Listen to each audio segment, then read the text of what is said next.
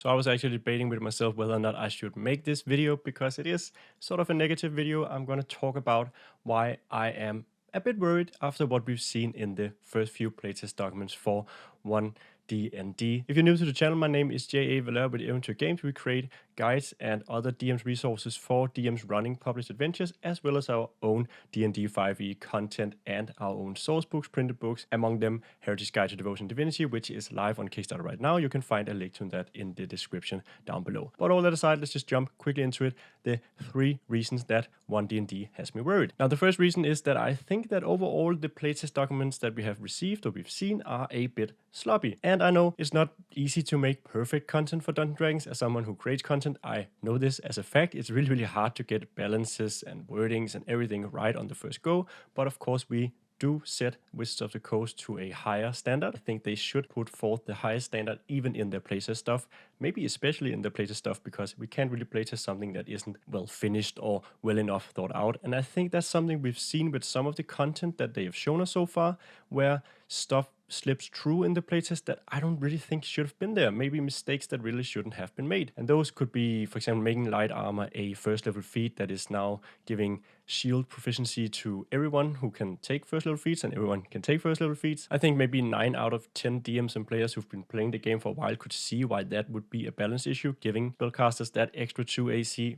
basically for free at first level. And then it's also stuff like dual wielding, giving you the ability to draw and stow 2 weapons at once, while the new rules for attacking also does that, because you can now stow or draw a weapon as part of your attack. Once again, it's just an inconsistency, a rule flaw that I wouldn't want to get through to the playtest document. We have other examples with the epic boons, which is just basically lifted from the 5e Dungeon Master's Guide, ported over, and it doesn't seem like there's been any thought put into balancing these so they actually match each other relatively in power level, or making them more interesting or feel more epic. It's just sort of been slapped on there to say, hey, this is how epic boons could look like. It's just something that we made 7-8 years ago, and we'll try it out. One of the main issues that 5e had was the inconsistencies, the wording issues, the unclear rules for stealth and whatever have you. And they're not really fixing those and not really making them better. They're providing us with some fixes, but I don't think these fixes actually make things better necessarily. The new stealth rules that we're getting in 1D&D are still confusing.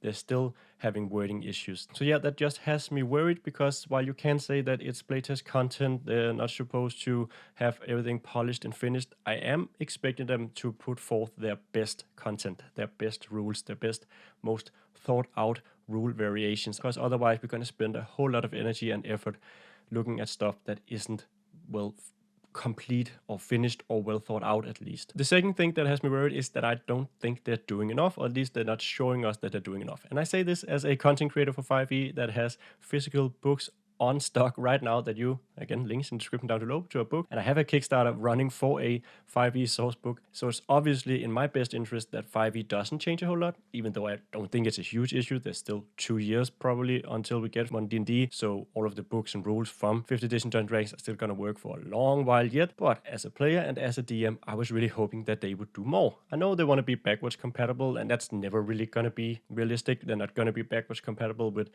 anything else than probably the ideas from 5e, and then some of the adventures and encounters and stuff like that.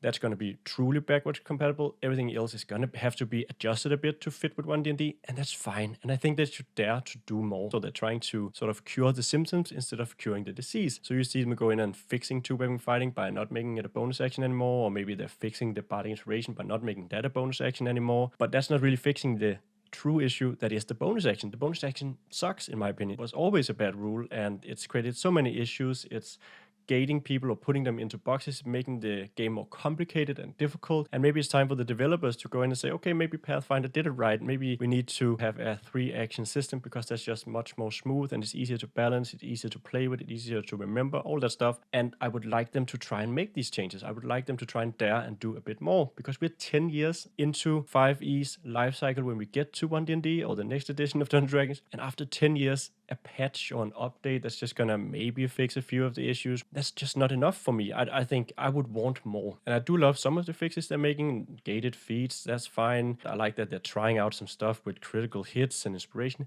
but these were never the core issues for me with 5e Dungeons & Dragons. The core issues for me are something like bonus actions not working very well, the martial and caster disparity between them, the way that ability scores maybe work and spells. And I know we're getting controversial here. There's some grognards out there and I'm maybe not going to be happy with me. But isn't it time that we sort of looked at, is it necessary to have a 14 score that gives a +2 modifier? Couldn't we just use the modifier? Wouldn't that maybe make stuff easier, especially for newer players getting into the game? And the same goes for spells. Why are they still called levels? Why not tiers or ranks of spells? And shouldn't we just maybe cut down on the lists of spells so we don't have that many spells overlapping with each other or stepping into the territory of other character classes? I think that there are some areas where there is room for a lot of improvement, and I think we should dare to try and actually fix those. And maybe that's coming up, I don't know, but it seems weird to sort of start out with small changes and then introduce big changes, because we want to, of course, test everything in the light of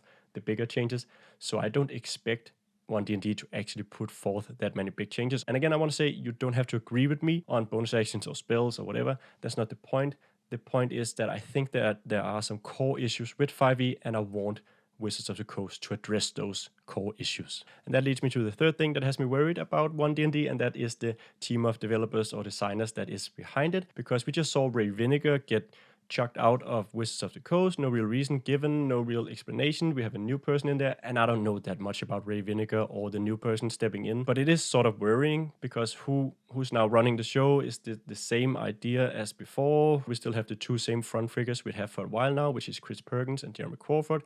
Chris Perkins being sort of more the story guy. As a rules guy, I think Jeremy Crawford is probably the main hand on the playtest document, or the One D&D, I would think. I'm not sure. I can sort of compare with Mike Merles, who were chucked out a while ago, and I won't go into any of the controversy there, or whether or not he should have been or shouldn't have been, and whether or not he should be a part of the team. But I think it would benefit from having a person like Mike Merles on the team, because Mike Merles seemed to have ideas about what D&D should be and how it could be more fun. He was very open about not liking the bonus action and thinking that it was a mistake, which I agree with. He was very open about his issues with the initiative system, for example, and I think that is a bit lacking in the stuff we've seen in playtest, or maybe in the design team. I think we need someone who's really passionate about the actual playing experience at the table, and not the storytelling part, which I know Chris Perkins is very passionate about and very talented at, but the actual mechanical play, because that's the core thing with changing with the playtest. And I'm not necessarily sure that Jeremy Crawford or whoever else is producing these playtest contests is the